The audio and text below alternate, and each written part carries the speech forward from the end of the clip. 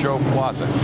Second place, Jeff Hetzler. And the battle is in the middle of the pack, Van Doren and Decker. A moment ago, we watched Danny Johnson trying to make a pass as well.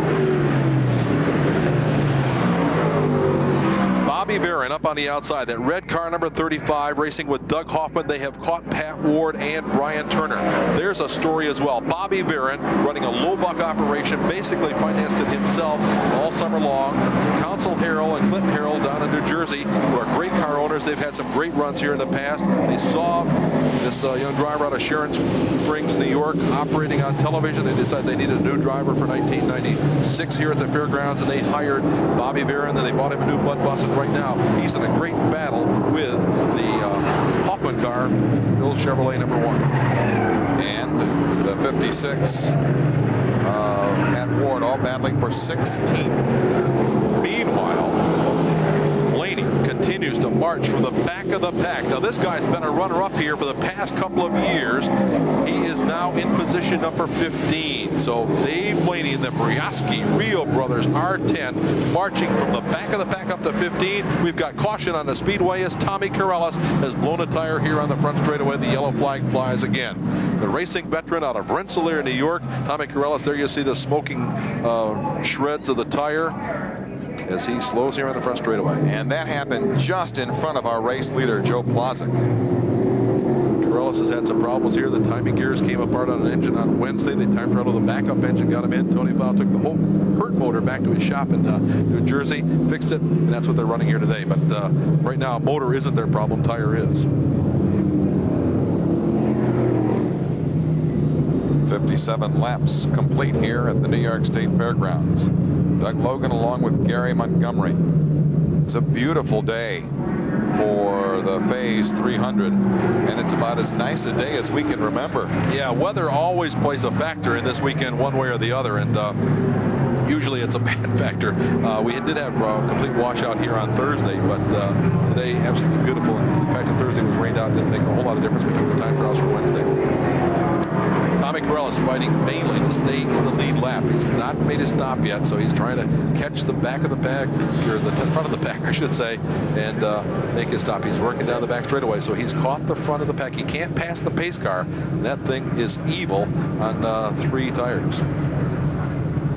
Boy, what a great driving job.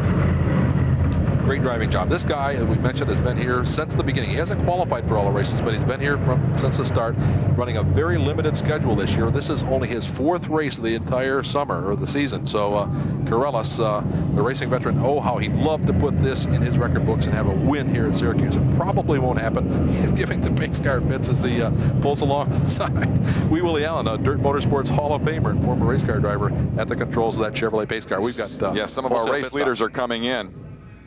Hetzler is coming in. Steve Payne is coming in. Jimmy Horton is in. Kenny Tremont is in. Danny Johnson as well. About the only one of the leaders that did not come in is Joe Plazik. In fact, the only car from the top 20, Hearn has stayed on the racetrack as well.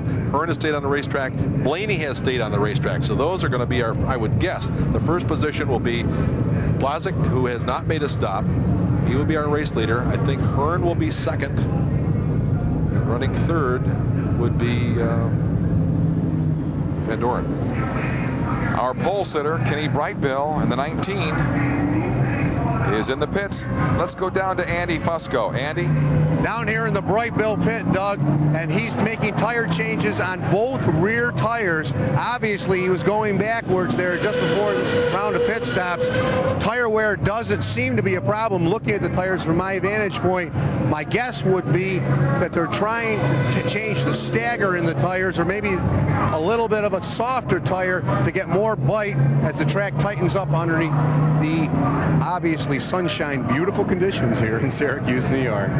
All right, thank you, Andy. I know you couldn't see it because you were concentrating on Brightbill's pit, but how about Decker and Corellis coming out of the pits? Yeah, very, very unfortunate situation for Billy Decker and Tommy Corellis. They made heavy contact, and Decker wasn't all happy about it. He gave him a little tap afterwards. I don't believe they seriously injured either car, but not what you want to do.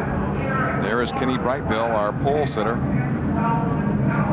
rejoining the fray, and the number 1 of Canada Joe Plazik, is the leader of the Phase 300, and we have 60 laps in the books. Well, my unofficial top four are Plazek, the leader, Hearn in second, Dwayne Howard in third, and Blaney in fourth. That is all, of course, unofficial, just by my records. Now, this is an interesting situation here, Doug. Last year, Plazek had a chance to win the race, and he ran out of gas very last couple of laps, ended up finishing fifth. He's got a very thirsty Pontiac big block under the hood, and gas mileage is not what works in his favor. So the not make the stop now was a very calculated move. Our pole sitter is back in the pits. Kenny Brightbill is back in the pits. Paul Small. Kenny Brightbill's crew looking under graphics car number 19. I don't know what the problem is. Kenny is sitting here in the car right now, motioning with hands to the crew. But Brightbill's car is now pulling away off of pit road. We'll see if we can find out what the problem is here from one of the crew members. What was with the Talk to him.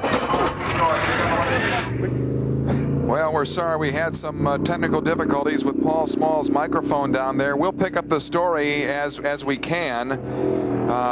Slow pit stop. Jimmy Horton went in third, came out 14th out of the pits. Now, we weren't able to get the report. We'll probably get a little later on from Paul Small what the problem was, but whatever the problem may be, the fact that there's a bunch of fluid from the back of the car. Now, hopefully that's just spilled gasoline, but we're not sure. There's a big wet puddle under where the Tabloid Graphics car was parked. The crew chief, incidentally, for the Tabloid Graphics team, and Kenny Brightbill is his son, so his son Keith.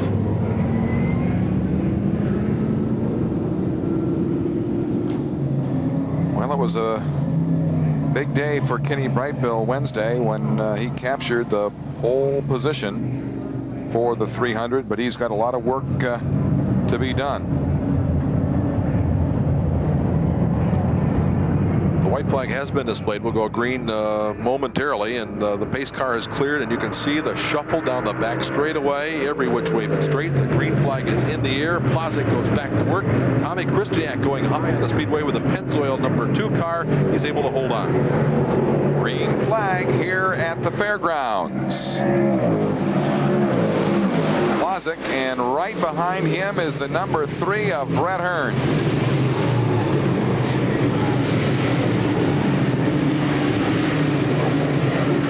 Dwayne Howard runs in the number 3 spot. Blaney from the back of the pack to 4. Now remember, those guys had not made their stops. So this will be a very interesting situation as we watch some of the hot dogs that did stop blast their way through the pack. And one of the first cars that I saw on the line would be Steve Payne, who's made his stop and he's charging. He's about mid-back right now. Another great jump for Joe Plazek.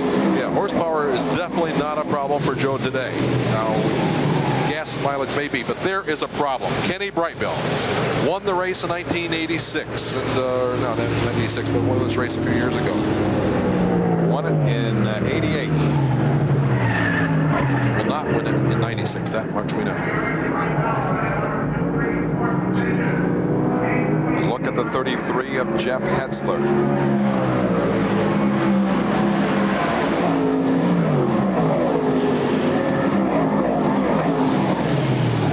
Further back in the deck, that was a shot of Danny Johnson.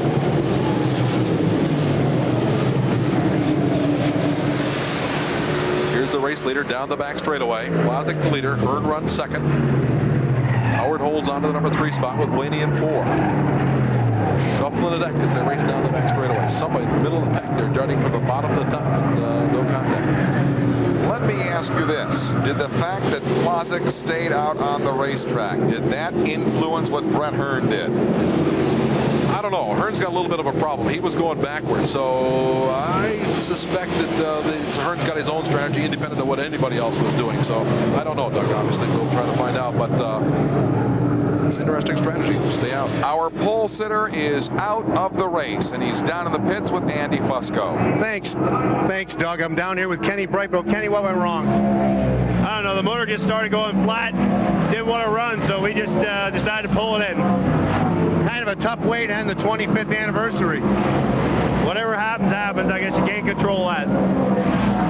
Indeed, you can't. Boy, this is a tough one for the guy who won his first one here in 1988 and won won his second pole 24 years after his first. Back up to you guys in the tower. All right, thank you very much, Andy. Of course, Kenny Brightbill won the first ever race promoted by the president of Dirt Motorsports, Glenn Donnelly, right here at the New York State Fair. The 72 Fair Championship went to Kenny Brightbill, and now he is out of this year's event.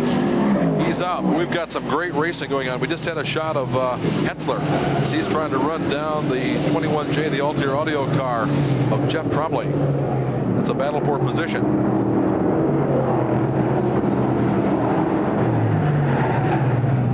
Ramble down the back straightaway. Danny Johnson up on the outside. He's trying to make a pass. He now dives to the bottom. He's working on Steve Payne. The number 7 of Steve Payne, the 6 of Danny Johnson. Out of turn 4, down the front straightaway.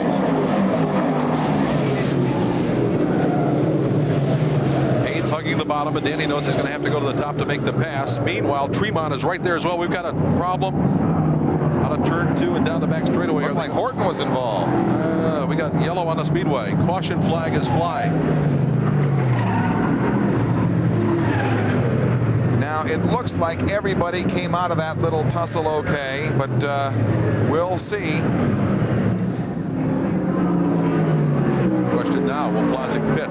Strategy, we're lap number 69, so he's going to stretch it out here a few laps over those last cars, but he'll lose track position. Track position, so very, very important. He'll lose it if he makes the stop. Of course, we're not sure of that.